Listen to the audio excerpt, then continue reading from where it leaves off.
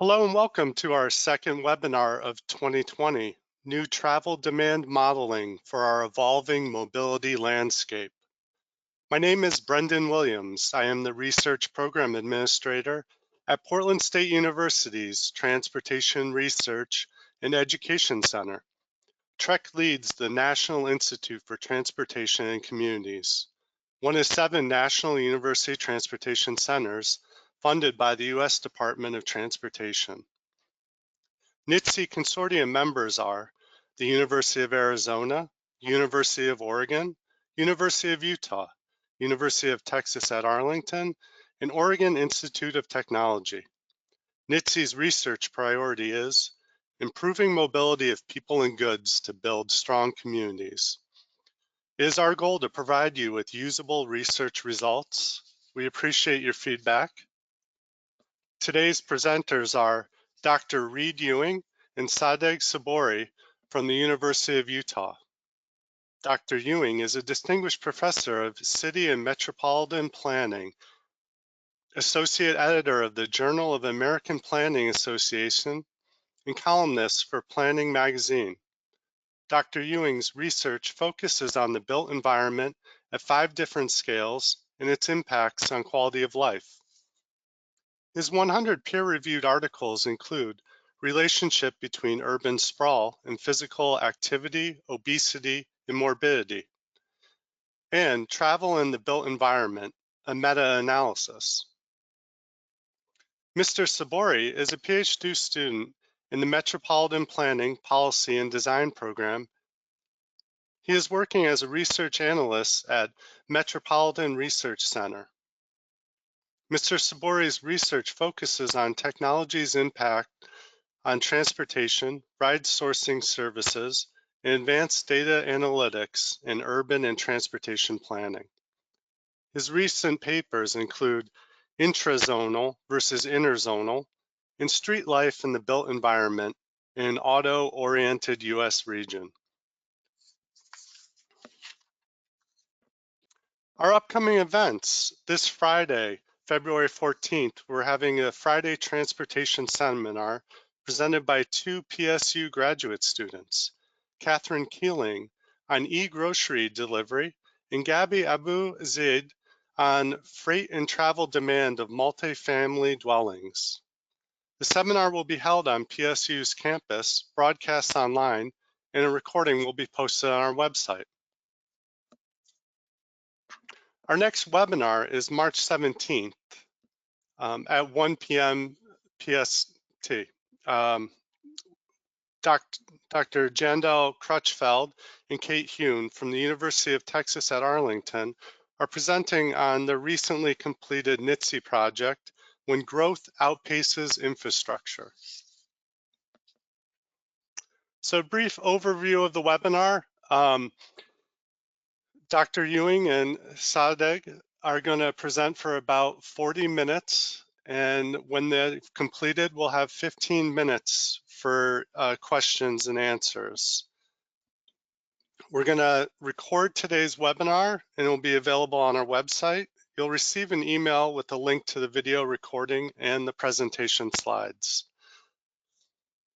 If you are tracking professional development hours, this webinar is eligible for 1 hour of continuing education credit, and we'll include instructions on how to redeem that credit in the email. With that, I'm going to hand this over to Dr. Ewing and Sadegh.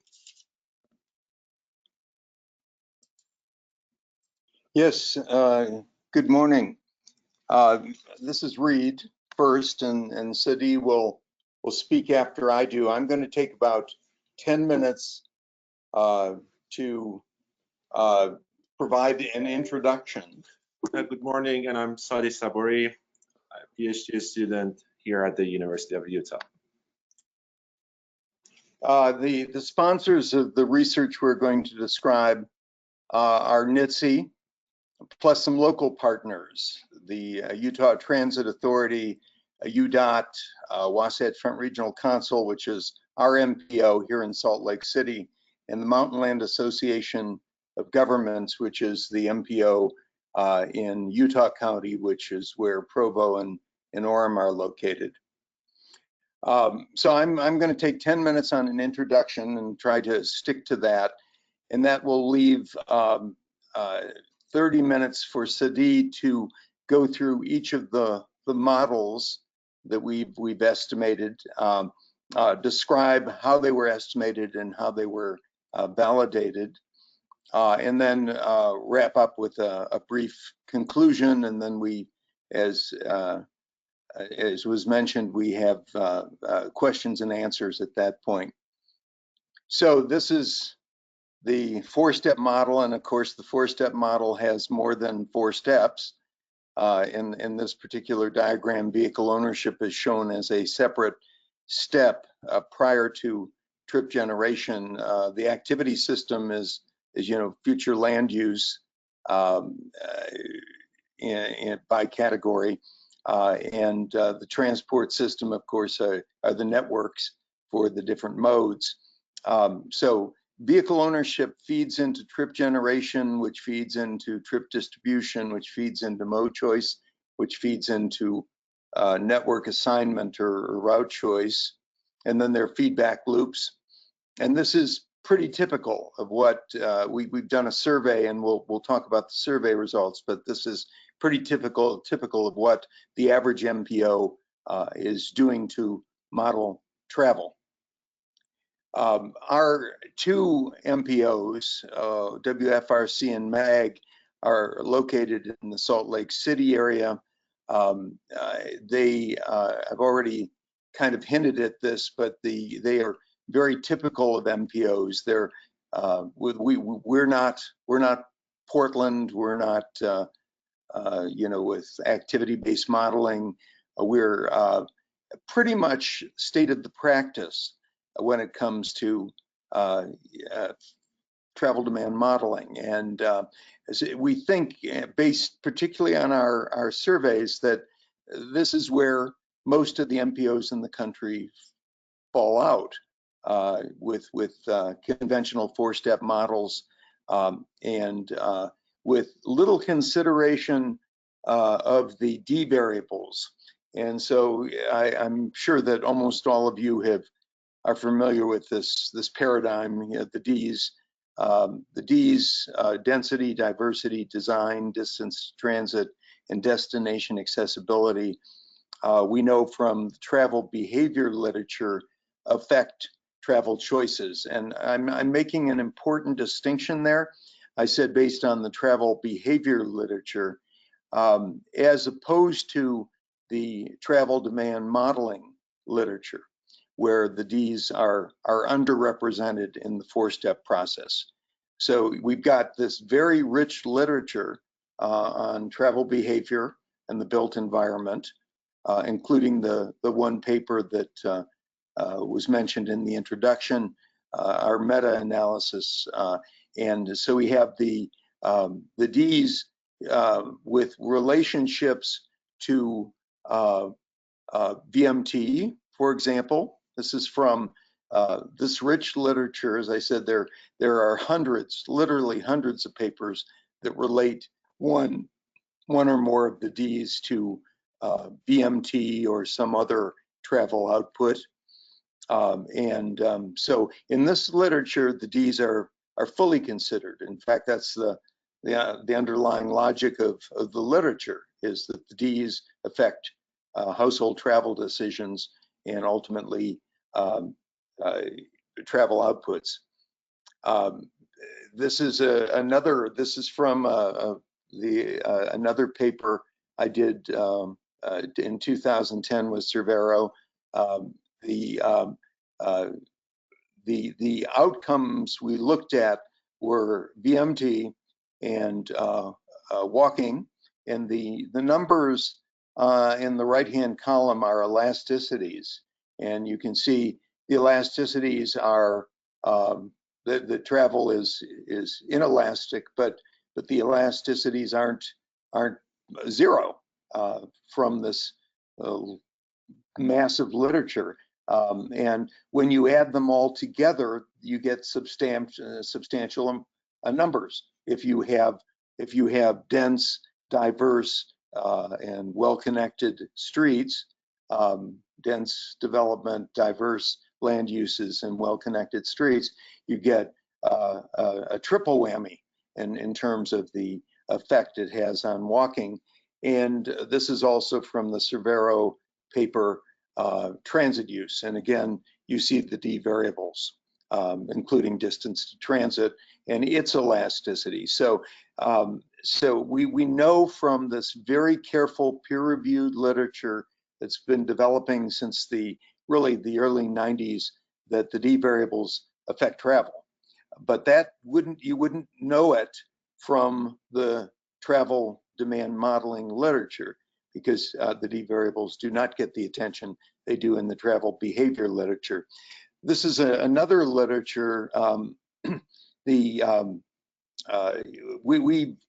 collected household travel records from over 30 regions around the country, and identified mixed-use developments, and then modeled internal capture, external walking, external biking, and external transit use.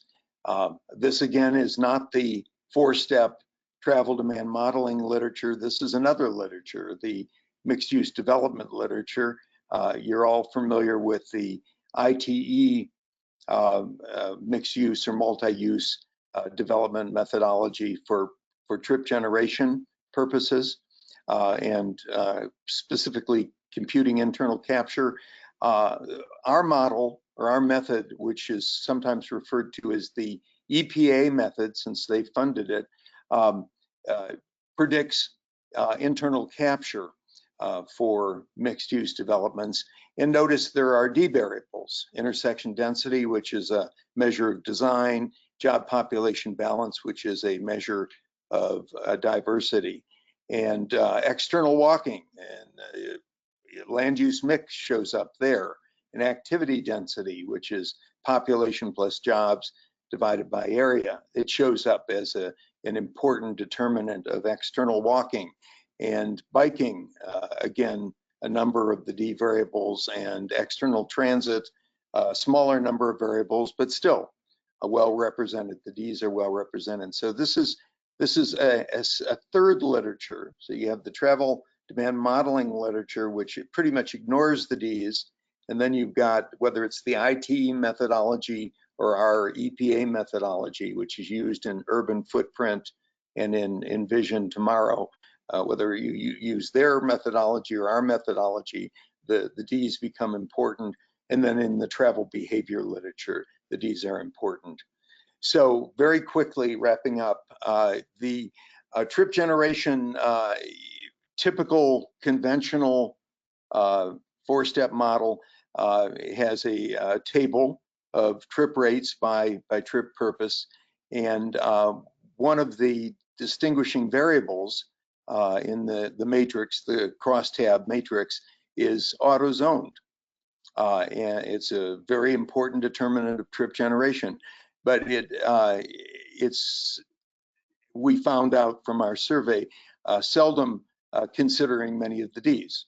It's mostly demographics determine, and income determine auto ownership, which means that trip generation doesn't reflect the Ds of the built environment very well. Trip distribution, the second step in the 4-step process,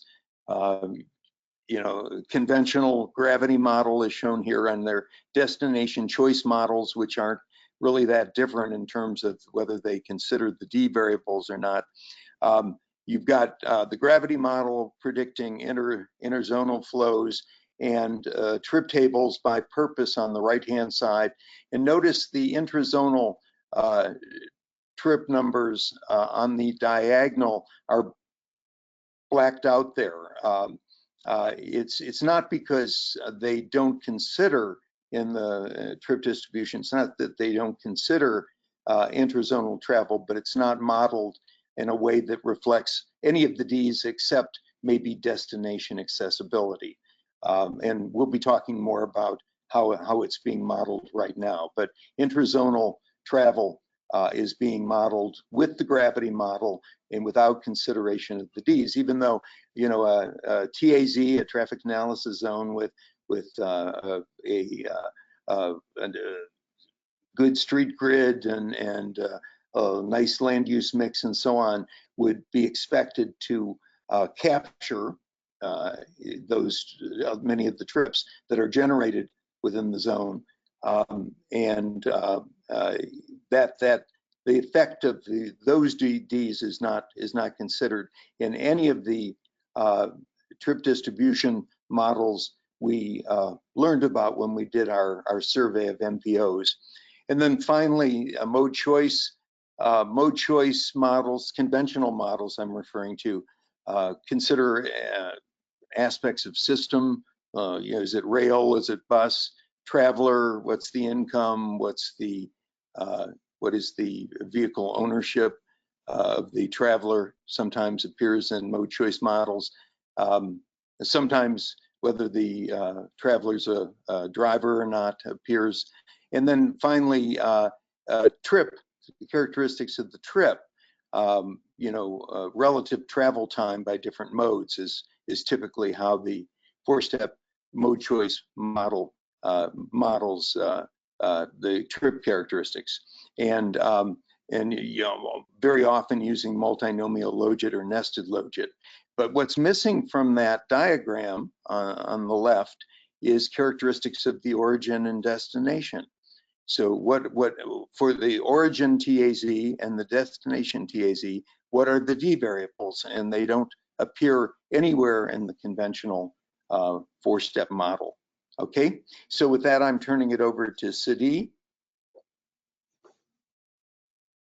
Okay, so let's talk about the model improvements that we made. But before that, I would like to encourage attendees to read our report, because in our limited time, unfortunately, I cannot talk about all the details of our modeling approaches, and I will briefly just explain the major findings of our study. So the first model that we developed was the vehicle ownership model. Before that, we conducted a survey of 25 randomly selected MPOs. We did this survey, conduct that survey in mid-2018. What we found was that this is first part and this is the second part. We found out that about first of all, the 4-step process is still being widely used, and among the 25 MPOs that we surveyed, 14 MPOs do not model vehicle ownership, which means that the vehicle ownership remains constant across the forecast years. And the ones that they model vehicle ownership, almost all of them use a discrete choice modeling approach, which among them, multinomial logit is the most popular one. And in terms of the model, as Reid briefly mentioned, vehicle ownership is mainly related to socio-demographic variables and not so much to built environment variables. And by the way, I should mention that about 7 MPOs, 7 of these 25 MPOs are at that time were working on developing activity-based models, but at the time that we conducted the survey, none of them had switched to ABM yet. So the current WFRC and MAG model, they are using multinomial logit model, and they estimate household vehicle ownership based on household size, household income, density of the nearest 8 zones, and also the total employment reachable within 30 minutes by transit. Here is some of the literature related to vehicle ownership. Most of them suggest that built environment have impact on the level of vehicle ownership of households. But the interesting point is that most of the studies consider, in their modeling approach, they consider discrete choice models. And among different discrete choice models, they say that multinomial logit is the best one in terms of the accuracy and goodness of fit measures, but none of them consider count regression models, which I will talk about them in just a second. So we believe that the current model of the WFRC and MAG model can be improved by including built environment variables. And also, the current model uses multinomial Logit model, which treats vehicle ownership as a nominal variable, but we believe that instead of discrete choice models, count regression models can outperform. This is the quote from Bill Green, top econometrician in the world. He told us that multinomial Logit coefficients are meaningless in our context because vehicle ownership is a count, and we want to model it with a count regression rather than multinomial, since it has no useful feature for modeling counts. And the third part that we tried to improve the model was using the multi-level structure. This goes back to the idea that when an MPO use a single level, let's say multinomial Logit, they are violating one of the basic assumptions in linear regression, which we have, that the observation should be totally independent from each other. But we know from the fact that households who live in the same neighborhood, here the unit of analysis is traffic analysis zone, households who live in the same TAZ have some shared characteristics, and those shared characteristics are built environment variables. So here I will just briefly talk about multi-level modeling. So it's known as kind of a nesting structure. Households are nested within TAZs, and TAZs are nested within regions. So obviously MPOs do not need to worry about the third level, which is a region level, because they only have one region. But here you can see, imagine X is one of the variables that they are trying to predict. The slope would be similar, so we will have one coefficient, but the intercept varies, and this is known as random intercept model. And each intercept can be unique for each TAZ. This is our data method. It's over about 5 years that we are trying to compile a huge data set, consists of 31 regions, household travel survey for 31 regions. Now we have increased that to 35, but at the time that we finished the report, we had 31 with 850,000 trips and 91,000 households. We had the exact location of the homes and also the XY coordinates of the trips. And here you can see the regions that we included. They are diverse. By that I mean in terms of the geographic location and also in terms of the population size. And we computed the D variables at the TAZ level for all of these regions.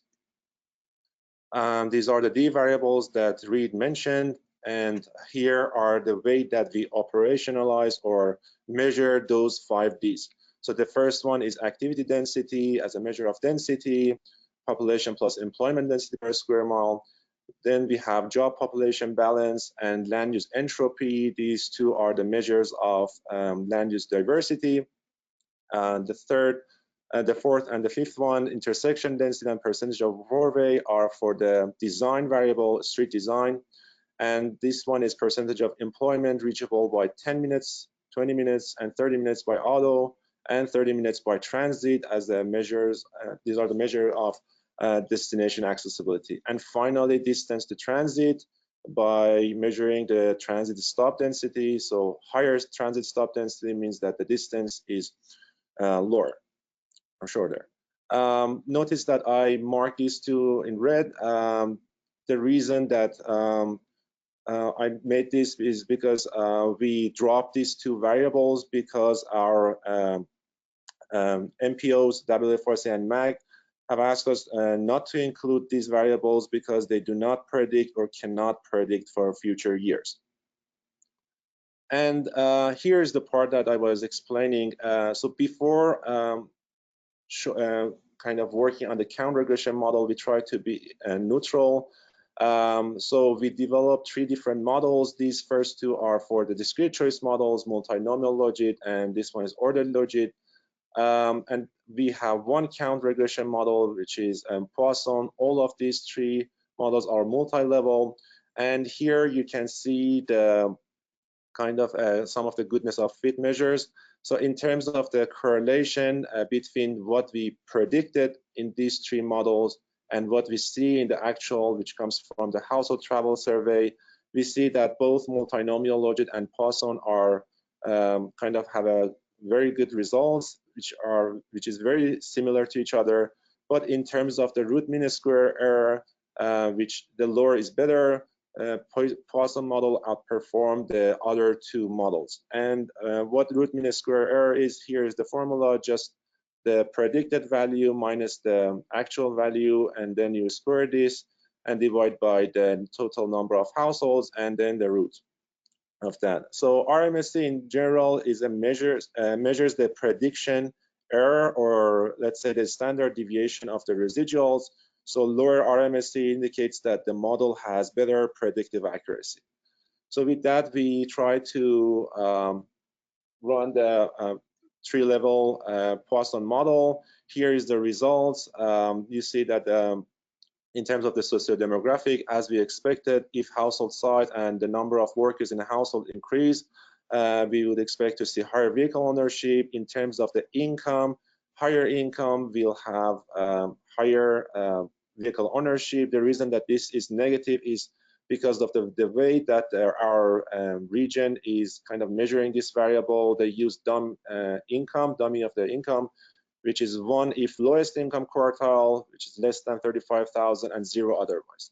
But here you can see the built-in environment variables. Most of them are statistically significant, and they have the expected sign, which means that if the area become dense and become diverse and well connected, and destination accessibility increases, we would expect to see higher lower vehicle ownership, and also this model is known as car shedding, because as I said, households who live in the areas that are dense and diverse and well connected tend to have lower vehicle ownership. Then what we did was trying to compare our model versus the WFRC model. We computed the root mean square error. We only consider the TAZs with 10 or more households. As you can see here, the root mean square error of our model is 0.2, and for the WFRC is 0.9, which shows that our model is way better than the current WFRC model. The second one is the intrazonal travel model. Trip distribution. So here is the state of the practice in calculating trip distribution. Again, this goes back to the survey that we conducted. What we found is that most of the MPOs are using gravity model both for interzonal and intrazonal trip distribution. And in the gravity model, most MPOs use nearest neighbor approximations for calculating the intrazonal travel time. And for that, it's just the number of adjacent zones they included in their equation. And it varies from one MPO to another. One of them consider only one nearest zone, and we have MPOs like Memphis that they consider 4 nearest zones. And basically, the MPOs, based on the results of our survey, they treat intrazonal trips like interzonal trips, and the only zone-specific attributes accounted for are trip productions at the zone centroid, trip attractions at the zone centroid, and a crude estimate of intrazonal travel time to kind of create a separation between the two. Some of them are using destination choice model as well, as you can see here. But the destination choice model is essentially a type of the trip distribution or a spatial interaction model, which is formulated as a kind of a discrete choice model, and they use Logit model for that.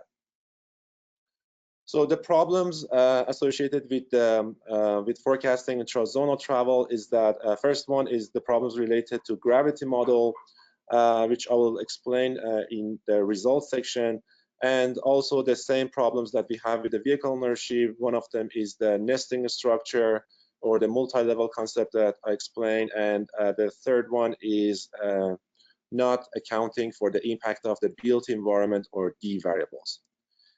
Here is just some of the descriptive statistics. Here you can see both intrazonal trips and interzonal trips, and here is the share of the percentage of intrazonal trips in WFRC region, and here is what we have in the survey, and here is what they model. Based on the results, we believe that they are in the gravity model, under predict the intrazonal share of the trips.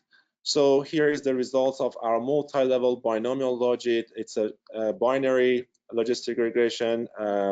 1 means that the trip is intrazonal, and 0 means the trip is interzonal. This one is for the home-based work trip purpose. We have total employment and area. If they increase, we would expect to see higher intrazonal. So this variable area is kind of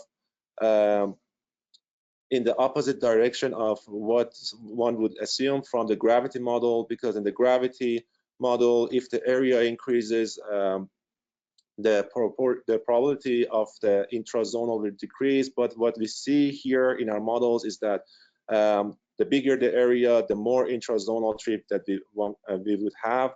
In terms of the destination accessibility, here you can see that the higher percentage of employment reachable by 20 minutes by auto, the higher nearby attractions there are outside of the zone, and because of that, the value is negative for that.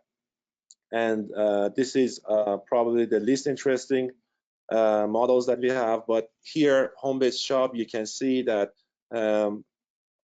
we have some of the other D variables like job population balance, intersection density, and percentage of four-way intersection, which all of them have positive impact on the probability of having intrazonal trips. And here is for home-based other, again, same results, built environment variables, most of them positively impact the intrazonal share. And this is for non-home-based work. Here we have the activity density. So in all of the models that I showed you, notice that area is significant, and it positively affects the share of the intrazonal trips. This is probably the only model that area was not significant. But here, the density, if the density and the percentage of four-way intersections increases, the probability of intrazonal trips will increase. And finally, this is non-home-based, non-work trips, which almost we have the similar results. Here is the model validation results. We use tenfold cross-validation, and as a result of that, we obtain something called average area under the curve by trip purpose. So what that means is that they consider this area below these 10 curves as the AUC, or area under the curve. This AUC provides the predictive accuracy in the logistic models, and if the value is 0.5 or half, it means that there is no predictive power. And if it's 1, these curves would be just going up here and then going right, and that means a perfect prediction. Here, models range from, if it range from 0.7 to 0.9, it's known as, they call it useful applications. If it's more than 0.9, we have high accuracy. So here you can see for most of the models, we have a useful application, but the only model that is below 0.7 is non-home-based, non-work, which suggests we should use a more advanced modeling approach like generalized additive model. And probably the main reason for having this value is a lower number of observations. And here, the comparison of our model versus the WFRC gravity model and the constant model. The constant model is just a region-wide average proportion of the intrazonal trips by each of these trip purposes. So as I said, RMSE, root mean square error, is one of the measures that is very popular and is being used for the to measure the predictive power, and the lower is better. As you can see, comparing our model with these two models, our model performs way better than the WFRC gravity model. And finally, the non-motorized travel mode choices. Again, going back to our survey, based on the results of our survey, we realized that first of all, 13 MPOs do not model non-motorized mode choices. And among the ones that they model, multinomial logit and nested logits are the two dominant model forms in the mode choice step. But based on the results of our survey, nested logit was more popular than multinomial logit.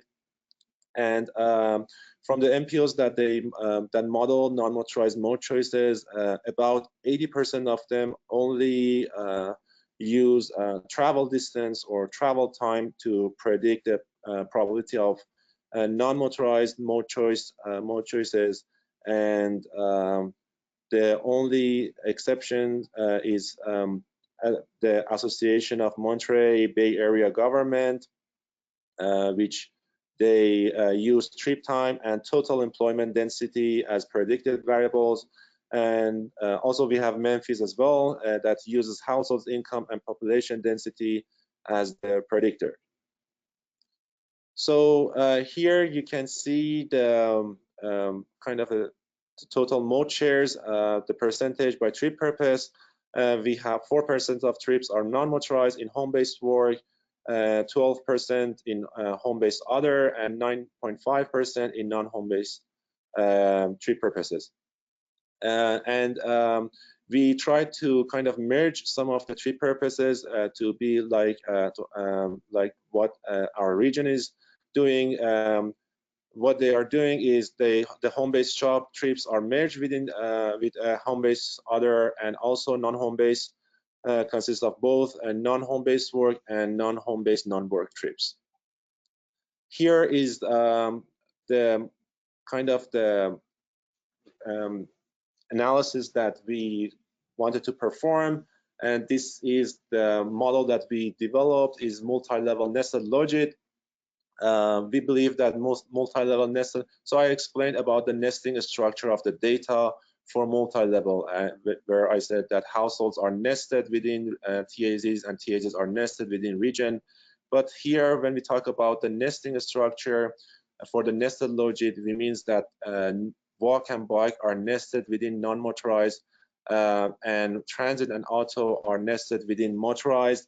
And this goes back to the limitation of the multinomial logit, which the MNL or multinomial logit comes with the underlying model assumption that is called independence of irrelevant alternatives, which is state that any item that we add as a kind of a new mode here will decrease all other mode choices likelihood by an equal fraction, which we know that it's not true in our case.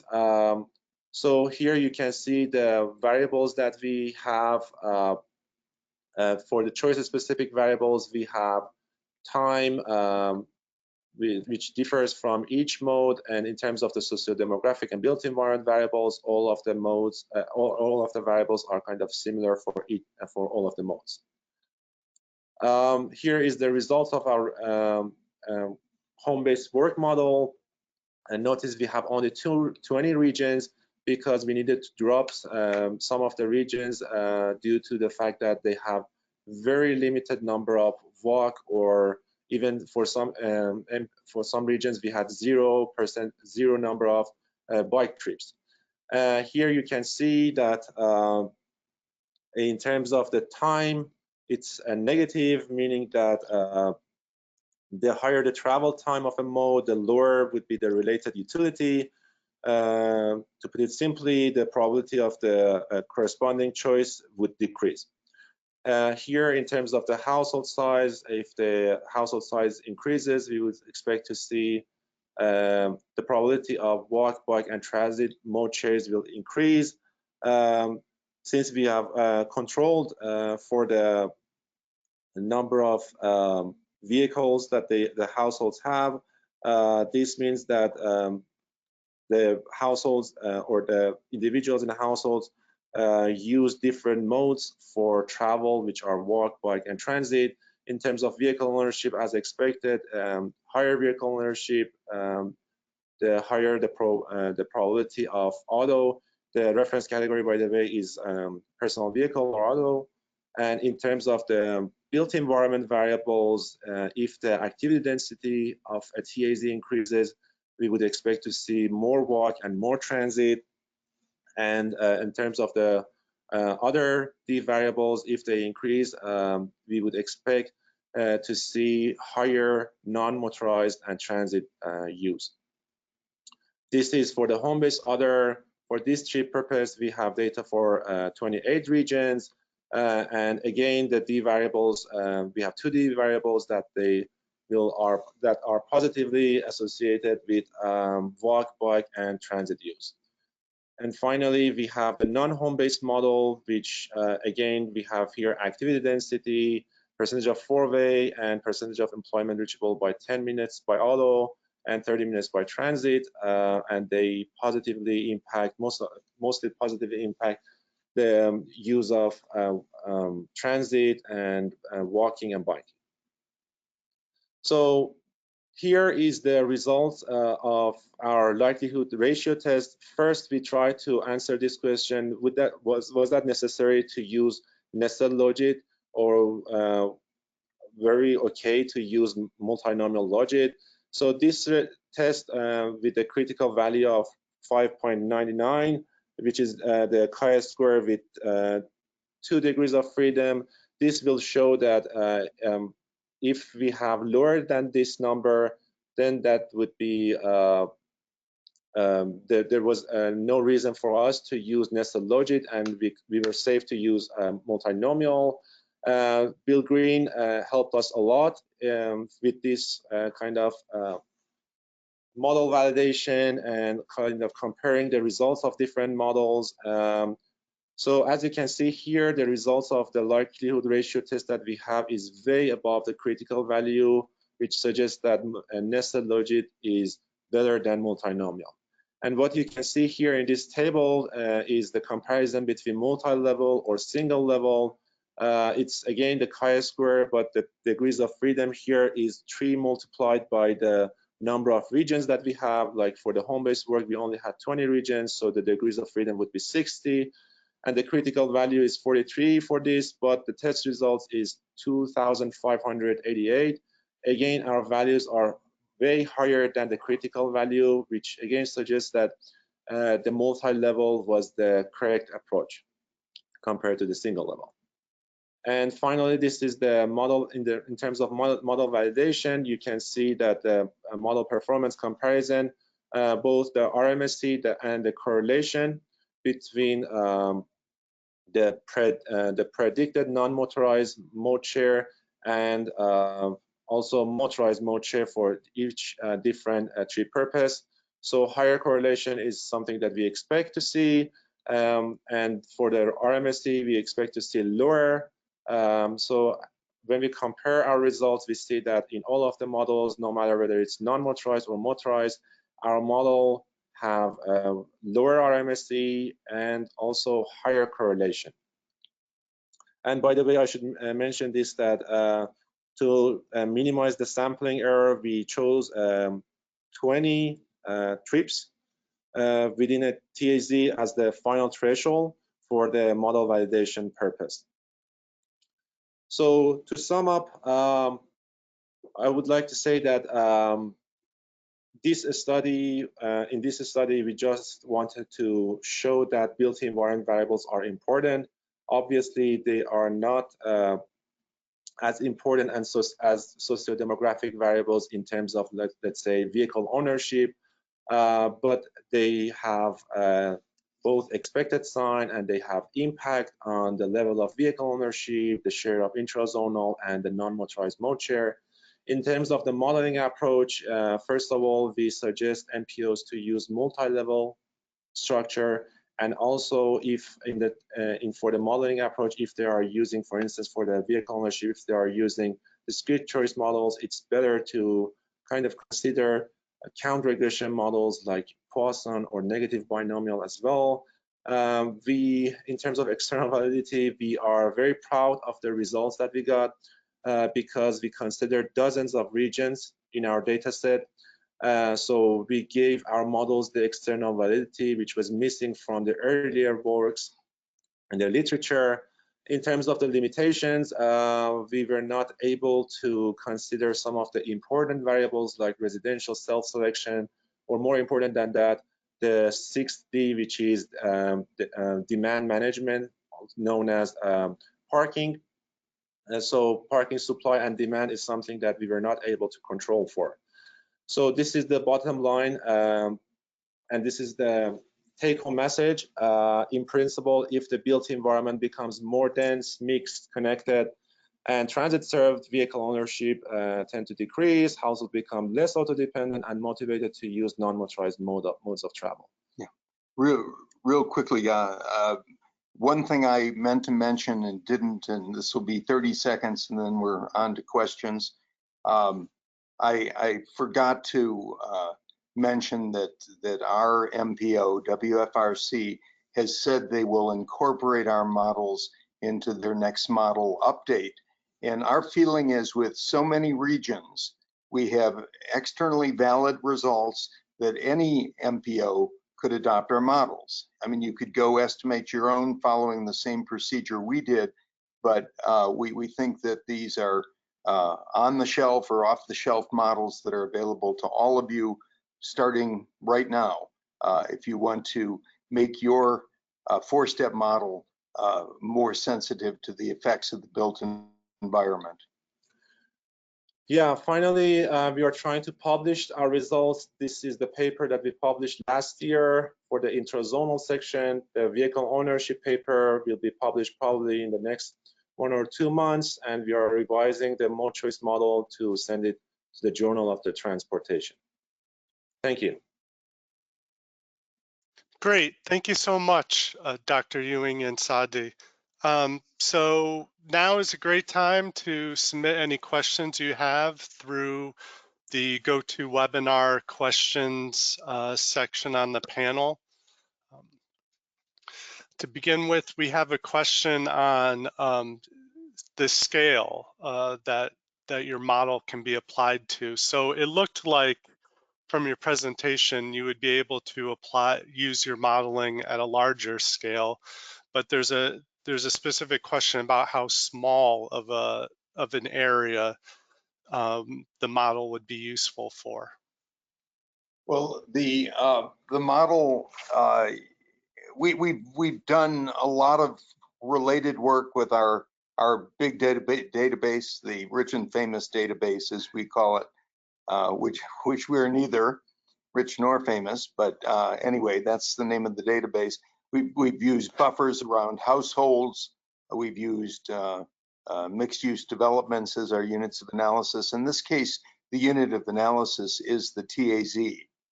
So whatever the TAZ's structure is in your particular region, that would be just like in any other four-step model, that would be the scale of the application, two TAZs in a given region. Great. We have another question. What is the process WFRC is using to tie the 5Ds to their land use projection process? There's a second part to, do they intend to forecast land use typologies rather than typical jobs and households by TAZ? Yeah, great question.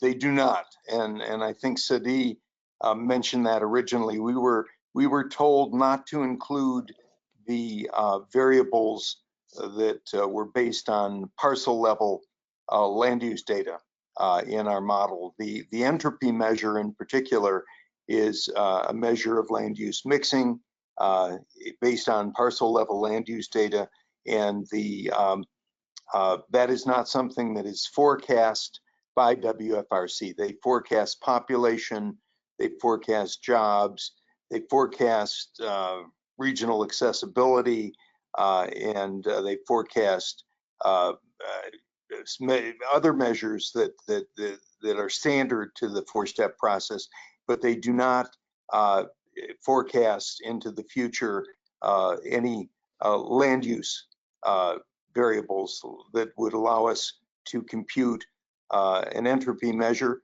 and for that reason, to abide by their wishes, we did not include entropy in our models, and they do not use parcel level land use data to make forecasts. Great. So talking about this modeling as off-the-shelf sort of tool, what sort of training or what sort of barriers to adoption are these MPOs facing? I know you have the local one that is going to adopt it with the next updates.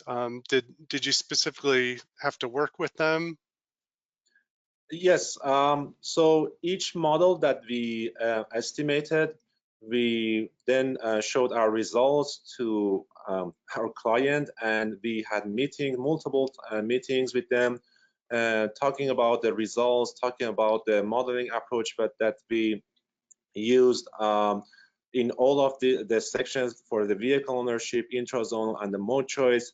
It was a kind of a tough process for them, but I think the collaboration between us and them kind of helped to show how the models work. Like, for instance, in terms of the vehicle ownership, we developed another model called quasi-Poisson model, which is very advanced, but we know that our MPO is not capable of estimating such a model. So because of that, we dropped that model, and we try to kind of help them in this process in a way that they can incorporate our models into their own. We think that, as I said before, we think that these off-the-shelf models could be applied anywhere. If you think about it, for example, the intrazonal model, if MPOs forecast future values of the variables in that model, they can then apply the model to the trip distribution step in the four-step process. And what it would be is a pre-process. They would apply the model and find out by trip purpose what percentage of the trips are intrazonal, subtract those trips off the top, and then distribute the remaining trips using the gravity model intrazonally. So there would be a two-step process. Apply the intrazonal model, and then for the intrazonal trips, use the old gravity model. Great. If you have any questions, the audience, please continue to submit them. Dr. Ewing and Sadegh, were there parts of the report that didn't make it into the presentation that maybe deserve a mention? I think we did not show the elasticities that we computed. This is the part that I really like, because elasticities are very important, and we try to kind of compare the elasticities of built environment with the socio-demographic variables. As we kind of expected, the socio-demographic variables have a higher elasticity than the built environment variable. The one thing that I would like to add is that apart from the report in the papers that we are trying to publish, they are more technical, even more technical than what we have in our report. So if an attendee is kind of interested in knowing what we did, they can search for our papers and read them as well. Yeah, we also did not spend much time on the existing literature on and did not spend hardly any time on activity-based modeling in our presentation today, but did acknowledge that it is the it's state of the art. I guess the point I would make is even if that is state of the art and that's what everyone should be using, every MPO, what we found was quite the opposite, that they are sticking with the four-step process. And so the whole underlying idea of this is that you can do a lot to make the four-step process more responsive to land use transportation interactions than MPOs are currently doing. And our surveys and our literature review show that to be the case. Great. We have a couple of questions. Let's try and fit in. The next one is, should we consider automated vehicle, driverless vehicles in your forecast? Probably, but we don't in this region. And this was a client-driven project, so we, it's based on a 2012 survey, travel diary survey, and of course there is no mode, self-driving driverless car mode as of 2012. So we don't have any information to include that as in the mode choice model, but at some point it's going to have to come to pass. Now I'm a skeptic about driverless cars. I think that market absorption is going to be a lot slower than some other people think. And so I think that for our timetable, which is 2050, driverless cars will show up by 2050 in significant numbers, but in the interim years, probably not so much. So, what we've done is we've just made enhancements to what is the conventional four-step model as it exists in our region right now and most other regions. But I think the commenter raises a good point, and there probably will have to be attempts to model driverless travel in the future. Great. So I think one more question and then we'll wrap up. Could you explain further what the factors considered were when you dropped the number of MPOs to 20? It was just one factor. We wanted to only consider MPOs that we have data for all of the modes of transportation. By that I mean walk, bike, transit, and auto. We had, as I explained, we had some MPOs that had 0 number of bike trips, or we had the MPOs with very low, like 15 or 20 bike trips. So because of that, we decided to just drop them, and that's it.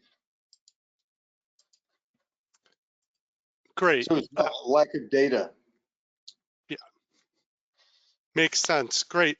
Thank you both so much. We're going to conclude our webinar. We have webinars pretty much every month. And so please join us for our next one. We also have those Friday transportation seminars that you can view it live, online, in person, or a recording. I know Dr. Ewing and Sadegh are involved in 1 or 2 more NITC projects that they have, and so hopefully we'll have them back again. Thank you. Other than that, this concludes our webinar. Please provide us feedback, and we look forward to connecting again with you. Thank you. Thank you.